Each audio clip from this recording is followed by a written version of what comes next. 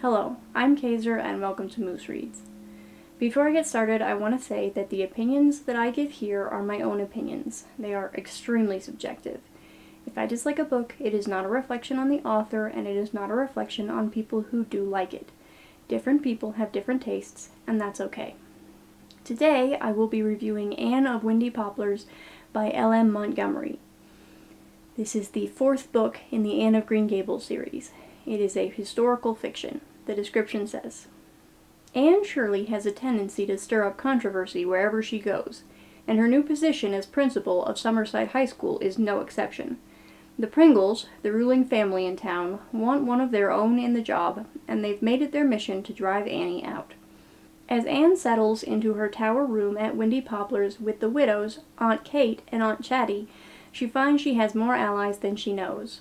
And letters from her dear Gilbert Blythe help her remember that with a little bit of imagination, she can triumph over anything.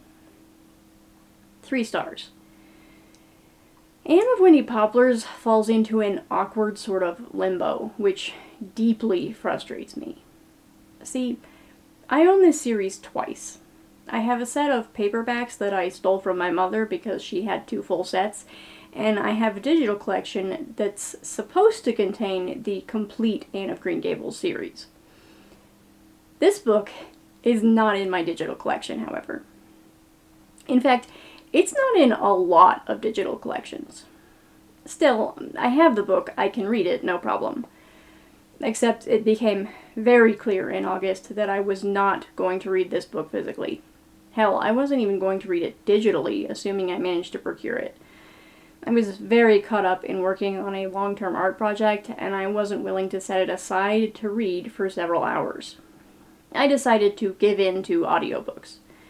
I generally don't like audiobooks for 2 reasons.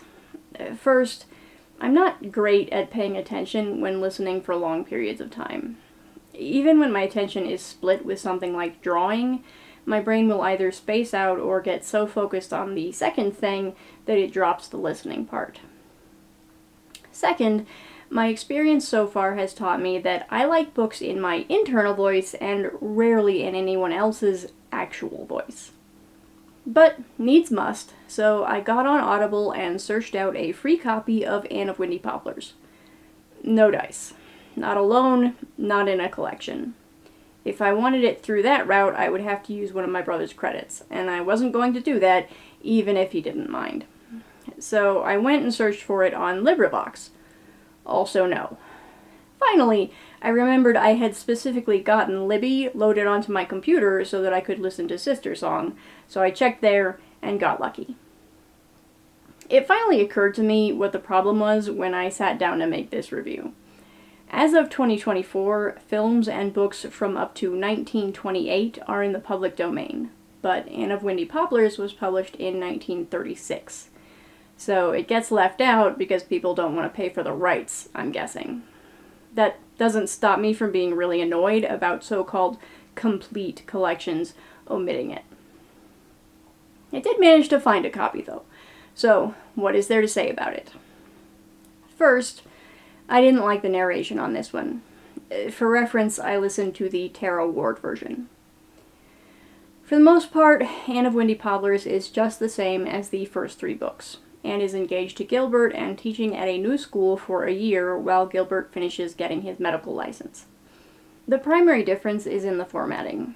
The framing device for this particular book is that Anne is writing letters to Gilbert. We get excerpts from the letters. Mostly, this doesn't really impact things. Theoretically, it changes the point of view from third person to first person, but it's told in more or less the same way, so it doesn't feel any different. This is also, for anyone curious, the last book that the Anne of Avonlea movie from 1987 samples from. As far as the series goes, however, this book doesn't matter. It is entirely disconnected from anything that follows, as far as I can tell. I'd say this is because it was written after, but Anne of Ingleside was actually written 2 years after this one, and it establishes the location which, I'm assuming, the final 2 books in the series take place. At the end of the day, if you're reading this series and you like it, you'll almost certainly like this as well. Still, if you happen to have bought a collection that excludes it, you're really not missing much. There's not a lot that I want to talk about that falls into the area of spoilers, to the extent that anything in these books can really be spoiled, but we've reached that point. If you don't like spoilers, now is the time to pause or close the video. For everyone else, let's talk details. So, I kind of felt like this book had a few mixed messages. At some point, a new girl moves into town and quickly starts a relationship with a local fellow. They get engaged, but the girl visits Anne one night and tells her that she simply can't marry the guy. It's all a big mistake, and she got swept up by the moonlight. She asks Anne to break it off for her, which Anne refuses. Then, a short while later, while the girl is out of town for a few days, the guy makes more or less the exact same confession to Anne.